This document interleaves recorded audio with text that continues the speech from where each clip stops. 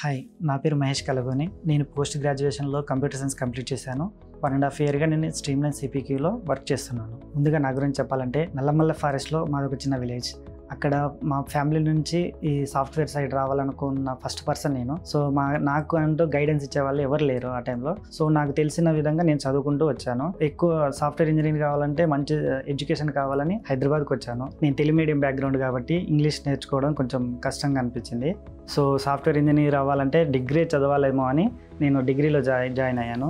Join అయిన తర్వాత తెలిసింది ఏంటంటే బీటెక్ చేస్తే తొందరగా సాఫ్ట్వేర్ జాబ్ వస్తుందని అప్పుడు అర్థమైంది. సో మా లెక్చరర్స్ని వాళ్ళు నాకు సజెస్ట్ చేశారు. సో డిగ్రీ తర్వాత నేను పీజీలో జాయిన్ అవ్వడం జరిగింది. పీజీలో ఎంఎస్సీ కంప్యూటర్ సైన్స్ తీసుకున్నాను.